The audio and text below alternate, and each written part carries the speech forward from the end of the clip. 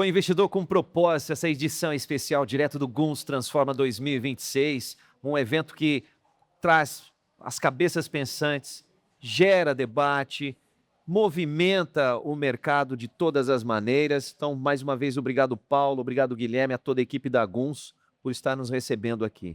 Pô, é uma alegria, né, poder proporcionar esse momento para todos os empresários, para toda a comunidade araguaense, trazendo uns amigos de fora aí para contribuir com a gente também, com a sua experiência. Obrigado novamente por vocês estarem proporcionando esse bate-papo aí para gente. Tá? Sensacional. Obrigado. Vamos lá, Orlandinho, Luiz Sérgio. Bom dia a todos, né? Obrigado pela presença. Ele é conterrâneo lá, a família da minha mãe é de São Bento. São Bento. Né? Eu sou apaixonado pela cidade de São Bento, porque a infância passei muito lá. Vamos falar um pouco de São Bento e trazer um pouco dessa história do Condor, que é maravilhosa, uma empresa quase centenária, né? Bacana. Obrigado. É isso, é um prazer. Bom dia pessoal. Alexandre, é um prazer tê-lo aqui conosco aqui. É bom ver mais um investidor, mais um empreendedor com propósito. Paulo, o evento está sensacional. Obrigado. Muito bem organizado, muito legal. Parabéns e bom estar contigo aqui também. Igualmente, obrigado. Espetacular. E vamos ao nosso convidado aqui, que acabou de palestrar e já está aqui com a gente no Investidor com Propósito, essa edição especial direto do Guns Transforma. E a sua empresa está em mais de 300 mil pontos de vendas no Brasil, exportação para mais de 20 países, um portfólio de mais de 1.500 itens e vem crescendo a cada momento com essa empresa genuinamente catarinense. Estou falando de Alexandre Vigas, que é diretor-presidente da Condor SA. Alexandre, seja bem-vindo ao Investidor com Propósito. Opa, obrigado. Um prazer estar aqui com vocês, uma honra. Obrigado pelo convite, Paulo e Guilherme, né? E estar aqui no podcast também é sensacional. Muito obrigado. Maravilha, né? O Luiz Sérgio até levantou uma empresa quase centenária, né? Em 2029 completa os seus 100 anos. E quais foram os principais desafios que precisaram ser vencidos para hoje você estar atuando não só no mercado nacional, mas também internacional, Alexandre? É difícil falar, né? A gente vive de desafios, mas acho que para citar dois que foram muito marcantes, eu acho que o primeiro foi a Segunda Guerra Mundial. A Condor foi criada em 29 no meio de uma crise, né, financeira, mas depois disso, acho que a Segunda Guerra Mundial foi um momento muito difícil para a Condor, né? Empresa fundada por imigrante alemão, que naquela época, em virtude da guerra, acabou tendo a energia cortada, né? E da noite para o dia, a empresa simplesmente parou, né, de operar. E ele, muito criativo, engenheiro, excelente engenheiro mecânico, ele criou um gerador a partir de um caminhão antigo. Um caminhão Ford antigo, ele começou a tocar a fábrica em questão de 2 dias ali, ele estava com a fábrica rodando de novo, e mais enfrentando, né, os problemas que a época trouxeram, né? Uma mudança geopolítica na época de fornecimento de matéria-prima, né, que importávamos na época muita matéria-prima do Japão e de repente do dia para a noite não tinha matéria-prima do Japão e precisava mudar e precisava trazer outras matérias-primas, não só importar a mesma matéria-prima de outro lugar, mas mudar a matéria-prima. Então lá foi um desafio extremamente relevante, mas com muita resiliência, como é característica da Condor e da família empreendedora, né? Ele acabou dando a volta por cima. E acho que o segundo, e que esse já na minha gestão, que a gente não vai esquecer nunca, que foi o momento de pandemia. Quando lá em março de 20, quando fechou tudo, né, ficou no ar, ficou uma dúvida o que era de fato atividade essencial, o que podia trabalhar, o que não podia. E vocês devem lembrar bem que naquele momento o governo colocou uma possibilidade de redução de jornada. Sim. Só que essa redução de jornada trazia como compromisso da empresa uma estabilidade na volta. Então, acho que era 90 dias, se eu não me engano, que podia deixar as pessoas com uma redução de jornada e tinha que depois ficar com X meses de estabilidade. E a Condor, naquele momento, tomou uma decisão extremamente importante, isso alinhada com o Conselho de Administração, comitê de crise ativado, reunião de manhã às 7 da manhã e às 6 da tarde todos os dias, Conselho de Administração fazendo reuniões semanais de noite, daí a gente aprendeu que o virtual funcionava, né? Uhum. E alinhado com os acionistas, nós não demitimos nenhuma pessoa. Colocamos a redução de jornada, parávamos na quinta, tarde, sexta, não tinha o turno eventual de um sábado sim, um sábado não. Colocamos as pessoas em casa e exatamente 32 dias depois, nós estávamos chamando todo mundo de volta e contratamos 240 pessoas. Uau, fantástico. E trabalhando 24 horas por dia e fazendo um papel que mesmo que tenha o objetivo financeiro de rentabilidade, mas um papel social de não deixar o mercado brasileiro desabastecido com produtos que foram, naquele momento, eleitos pela comunidade como essenciais, né, como produto de limpeza, de higiene pessoal. Então foram, acho que, 2 momentos aí que ficarão marcados na história da Condor. Poxa, que legal. Que legal, né? Assim, ó, para quem está assistindo a gente, para quem acompanha, hoje em dia com a internet tem uma coisa muito... o pessoal busca muito conhecimento e acaba, às vezes, caindo em coach, no que a Érica falou ali na primeira palestra dela, em ensinamentos de quem não construiu nada. E a gente vê uma coisa aqui que dá até uma injeção de ânimo na gente. A gente vê uma empresa no Brasil centenária. Quer dizer, Poxa, é algo difícil e tem ensinamentos aí muito fortes, porque fez acontecer no meio de tantas dificuldades através do tempo. Outro dia nós estávamos conversando, eu não lembro, no grupo de empresários ali, a gente acaba que sempre a gente está falando em crise. Tem sempre, pô, mas e agora está acontecendo isso, e agora é o caso do Vorcar, e agora é o caso tributário. E aí eu lembro que ficou uma coisa marcada que um amigo olhou para mim e falou assim: Orlando, a gente sempre está vivendo crise. Você lembra em algum momento que a gente não está passando por uma crise? E aí eu pensei, é verdade. E assim, mais uma vez, é mérito e parabéns por uma empresa que consegue atravessar tudo isso. Até ponto, o tempo médio de uma vida de uma empresa que inicia 2 anos e Cara, meio? 2 anos aí, algumas chegam a 5 anos. Pesquisa do Sebrae, realmente, a própria Érica falou, para chegar na segunda geração, 80% já não chega na segunda geração. A nossa empresa está na 3ª geração, nós somos 48 anos, não estamos no 100, mais 48. Você põe na balança acertos e erros, os acertos foram muito maiores, né? Porque nem chega a 48. E 100 anos é maravilhoso, né? Quanta contribuição e como você falou, sempre vão ter crises, né? E aí eu queria te fazer uma pergunta, se me permite, né? Tirando essas crises maiores, né? O dia a dia da gestão, dos desafios de juros, de economia, de governo, esses fatores externos que interferem, o que mais te preocupa, o que mais impacta? Quais são os maiores desafios do dia a dia da sua gestão na empresa, lá nesse tempo que você está à frente da empresa? Afastando essa questão das crises financeiras, de geopolíticas que todo mundo está assistindo, né? Isso. Inclusive hoje à tarde o nosso comitê de crise ele vai ter uma reunião porque né, balançou o mercado aí de polímeros e resinas plásticas e por aí vai. Mas eu acho que tirando esses aspectos que todo mundo está vivendo, eu acho que é a mão de obra, né? E não é a questão só que o pessoal fala muito da falta da mão de obra, né? Mas é a evolução da mão de obra, a formação da mão de obra, quando se preocupa muito com isso. Eu sou um exemplo vivo lá dentro, estou há 38 anos lá, fui formado pela empresa e assim tem vários outros executivos lá. Mas quando a gente olha para um futuro não muito distante, é mais difícil você ter hoje um operador de máquina, como nós tivemos ano passado, que nós aposentamos um operador com 50 anos de Condor. Sim. Trabalhando no mesmo processo, na mesma função.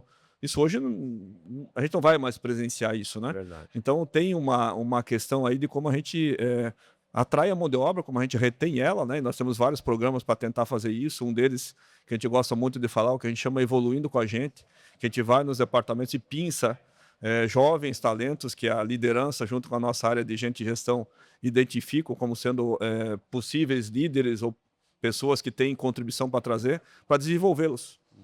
Mas sem ainda um norte que vai ou não vai para a área A ou para a B, mas trazendo eles, para eles perceberem que a Condor se preocupa com eles. Um outro programa que nós estamos já com 2 anos, mais ou menos, já de execução, que é gerações. A gente coloca no mesmo lugar a cada 3 meses, numa mesma sala, numa mesma discussão, num café ou num happy hour, pessoas com 40 anos de casa e 70 de idade com jovens que acabaram de entrar. Né, que tem 20 anos, que tem 18 anos, que acabaram de ser menores aprendizes para trocar experiências e tentar fazer essa mescla. E eu tenho certeza, Paulo, que a mão de obra é um grande desafio de todo mundo para os próximos tempos e não vai ser diferente para a gente, né? E é óbvio que, como a gente resistiu a outras crises, a outros momentos, a gente vai buscar, e todo mundo vai buscar alternativa, mas é uma dor latente hoje e uma dor que não é simplesmente você ter o dinheiro, né, para ir comprar uma máquina exclusivamente. Tem coisas que a gente precisa e quer ter as pessoas, né? Então é um desafio para os próximos anos aí. Está sendo já, né? Isso bacana da Condor, tu comentaste que tu estás 38 anos na empresa. 38. Dos 98, 38 que já tá dentro de casa.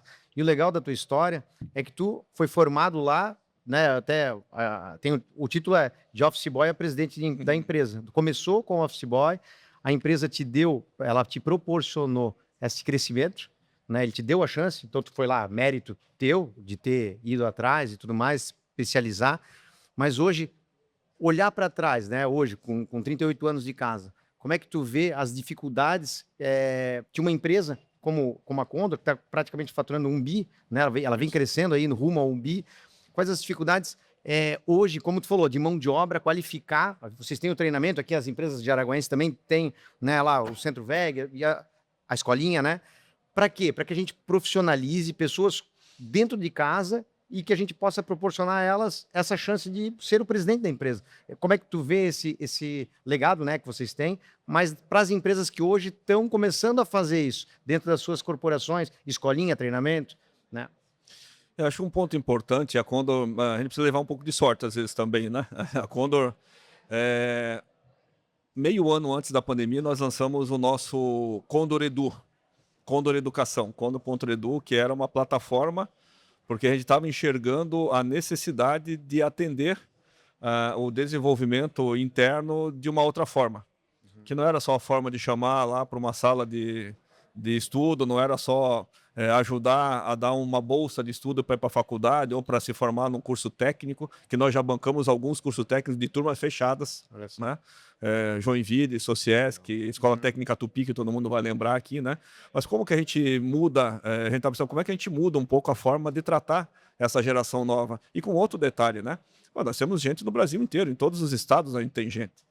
Como é que a gente atinge também essa turma, né, com o desenvolvimento? Então veio a ideia do Condor Edu e recente tínhamos colocado no ar, veio a pandemia e a gente usou muito desse momento que daí todo mundo ficou mais ávido, né, por consumir conteúdo numa plataforma digital. Então a gente acha que esse é um caminho extremamente importante, mas outro ponto é que a gente dá visibilidade para as pessoas do que elas precisam fazer para mudar de lugar dentro da empresa. Hoje, se vocês entrarem, eu posso mostrar em algum momento ao vivo para vocês, mas se o funcionário entra dentro da nossa rede social, que é só para nós, que é uma rede social interna, onde se comunica com os trabalhadores, lá eles conseguem ver, eu sou hoje um operador de máquina no departamento de vassouras. Se eu quiser ser um assistente no departamento de engenharia, ele vai ver o cargo da engenharia e entender a formação que ele precisa fazer para chegar lá, qual a trilha que ele tem que seguir. Legal. E a empresa vai estar ali para apoiar ele a fazer essa trilha, né? A gente apoia quem precisa e a gente, obviamente, fomenta essa discussão para que eles, de fato, procurem a empresa, para que a empresa ajude eles na formação. Não sei se é a melhor solução, mas a gente tem um caminho, né, que a gente busca fomentar isso. Né? E essa forma já é, como colocamos, a importância da gente ir preparando previamente, ver quem vai se encaixar onde. Mas a pergunta que eu te faço, Alexandre, é assim, uma empresa familiar, para implantar esse lado de profissionalização, qual foram os entraves aí que demorou um pouquinho mais para vocês entenderem? Falou, precisamos alterar isso, tal, para ela movimentar e chegar onde ela chegou hoje. Acho que aqui tem um mérito muito grande da família empreendedora, né? A terceira geração da família, com 65 anos mais ou menos de empresa, mais perto dos 70, resolveu que deveria sair da operação. Eu não gosto do termo profissionalização, porque eles foram tão profissionais que levaram a empresa nos 60 e tantos anos de vida, mas trazerem executivos que não eram familiares. E eles foram, assim como a característica da Condor, muito disciplinados. Né? É a característica do fundador, disciplinado, o alemão, aquele negócio tem que funcionar certinho, o produto tem que sair com qualidade. E eles foram assim também no modelo de governança. Então, quando eles resolveram que eles iam sair da operação e criar um conselho de administração, não foi a primeira turma, o primeiro colegiado que perpetuou, não foi o primeiro diretor-presidente que fez a minha função no passado, que ficou bastante tempo, foi andando, né? Tanto é que o conselho no começo foi um conselhão de 11 pessoas, que virou 9, que virou 8, que virou 7, que virou 5 e que virou 3, como eu falei aqui na palestra, né? Mas o que foi muito importante nesse modelo? Eu vou citar o nome de um conselheiro que é de Jaraguá, inclusive, que desde o começo ele estava lá não sendo familiar, que é o Vicente Donini. Então a empresa, a família, naquela época visualizou o quanto seria importante trazer alguém que não fosse da família para ajudar a trazer um pensamento diferente sobre governança, enfim, e ele ficou por um período lá. E a Condor nunca teve, desde lá, um colegiado que não tivesse conselheiros não familiares. Hoje é só não familiar, mas mesmo quando a família estava no conselho, era um misto de família e de não familiares. Então, acho que isso foi extremamente importante nesse processo de governança. E a família foi entendendo o papel dela. Ela insistiu, ela foi disciplinada, o primeiro CEO não funcionou, é normal, e eu já vi isso acontecer em alguns lugares, volta a família, né? Eles não voltaram, eles foram para o segundo, para o terceiro, eu sou o quinto. O segundo que não é, o segundo com formação dentro de casa. E sou o que estou mais tempo agora na função. Mas eles não voltaram atrás, eles foram persistentes, por quê? Porque eles acreditavam no modelo. E daí foi evoluindo, agora conselho de família, conselho de acionista, né? Apoiando o conselho de administração num formato de governança ainda mais evoluído do que aquela época, né? Então acho que esse foi um ponto extremamente importante. Parabéns. Não, é legal tu perceber essa tua fala no sentido de que nada é uma linha reta, né? Aham. É desafios que você experimenta, volta, erra, reorganiza. É isso. Eu gosto muito do exemplo da balança dos acertos e erros, né? A empresa que chega nesse lugar, os acertos foram muito maiores, mas também tiveram erros, né? E faz parte de um processo para se chegar num sucesso, né? Essa Às vezes é quem resiliência. consegue se adaptar mais rapidamente, né? É isso mesmo.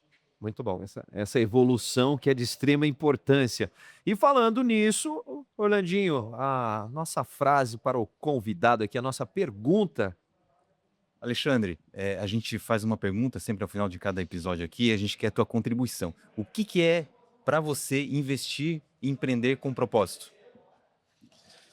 Antes de eu responder, eu só queria falar o quanto vocês citaram 2 ou 3 vezes a Érica aqui, a palestra, o quanto essa palestra me tocou, cara. Que palestra, eu acho que eu ficaria o dia inteiro escutando ela. E ela trouxe essa questão dos erros e acertos que você acabou de falar, né? Às vezes você está fazendo errado e você vai lá e alguém te ajuda a você perceber e vai lá e muda, né? É sensacional mesmo. essa palestra dela. Que legal. Mas eu acho que empreender com propósito, no meu ponto de vista, a Condor acho que fez sempre muito isso. E tanto é que o nosso propósito é fazer melhor a cada dia e cada dia melhor. A Condor tem isso como propósito, né? Isso é, de novo, o jeitão da família empreendedora. Não é o nosso. A Condor sempre ajudou a comunidade. O cinema de São Bento do Sul, para quem conheceu quando era infância, que hoje não existe mais lá, mas ele foi construído pela Condor, pelo fundador da Condor, porque ele queria dar para a comunidade alguma coisa para a comunidade fazer. Até hoje é tido como um dos cinemas com a melhor acústica que já existiu. Cara, era uma coisa surreal para a época, né? Eles fizeram um hotel para trazer, tipo uma pensão, um hotel mais simples para trazer funcionários. Eles ajudaram como empresários, uma associação de empresários, a construir um hotel para trazer o turismo de negócio para São Bento do Sul. Eles fizeram casas no entorno da empresa para trazer funcionários de outras regiões, à época que a mão de obra estava difícil naquela região. Tem muita gente ali do interior do Paraná e de outras regiões que vieram para lá morar nas casas que a Condor construiu. Hoje já não existe mais, que virou tudo fábrica. Nós compramos, fizemos as casas, vendemos para os funcionários, compramos de volta e hoje é fábrica porque a empresa cresceu e acabou usando aquele espaço. Mas são exemplos que é difícil a gente ver hoje, né? O propósito é fazer aquele negócio bem feito. O nosso fundador e a família empreendedora são afissurados por fazer a coisa bem feita, por entregar qualidade. Então eles estavam muito mais preocupados com quem ia entregar para a comunidade, com quem ia entregar para o consumidor, do que necessariamente com o lucro, que é óbvio que faz parte do negócio, senão não teria quase 100 anos, né? Mas eles olharam sempre muito para isso. Tanto é que a Condor hoje tem projetos que ela apoia há mais de 25 anos, a Condor é a empresa amiga da criança, há mais de 25 anos, sem ficar um ano fora desse processo. A Condor apoia a FEMAMA, né, fazendo um produto no Outubro Rosa, há 13 anos, já vai para o 14º ano agora. A Condor tem vários projetos sociais que apoia na região, tipo Musicário em Joinville, Bolshoi, instituições aí sem fins lucrativos em São Bento do Sul. A Condor tem programa de voluntariado. Nós temos 80 voluntários hoje e mais quase 80 na fila para alguém sair para poder entrar no programa de voluntariado, e a gente resolveu agora aumentar para 100. Para pegar e colocar 20 para dentro, porque ninguém quer sair, daí tem gente querendo entrar. Legal. Então, o quanto é comum, né? O quanto é normal dentro da Condor você ter esse engajamento dos colaboradores para fazer uma coisa diferente, para fazer o bem, para levar um dia festivo ao hospital para uma ala de câncer, para ir numa recuperação de dependentes químicos e fazer um evento lá de pintar um parquinho do seminário aqui de Corupá, em parceria com a VEG Tintas, por exemplo. O pessoal saiu de São Bento para perder o sábado. Perdeu, não, investiu, né? Ou ganhou o sábado fazendo atividade social. Então isso é a Conda. A Conda tem esse jeito e a gente acha que esse acha não, tem certeza, é um propósito que veio já da família fundadora, né? Muito legal. Maravilha aí, ó. Para o nosso convidado, presente da Sanfro, né, Orlandinho? Mais uma vez, foi um prazer recebê-lo aqui. Obrigado pela sua história, pelas dicas, pela história da Condor aí. E a gente quer deixar uma lembrancinha aqui do Investidor com Propósito e também da Sanfro aqui, que é a minha empresa, e daí a gente também trabalha para entregar um pouquinho para a comunidade. Opa, obrigado, é um prazer, uma honra estar aqui com vocês, tá? Obrigado, Alexandre. Espetacular. Obrigado, Obrigado, Alexandre. Paulo. Obrigado aí, Alexandre. Alexandre Wiggers, o diretor-presidente da Condor, essa indústria fantástica aí que leva o nome de Santa Catarina e do Brasil pelo mundo afora, esteve com a gente nessa edição especial aqui do Guns Transforma com o Investidor com Propósito.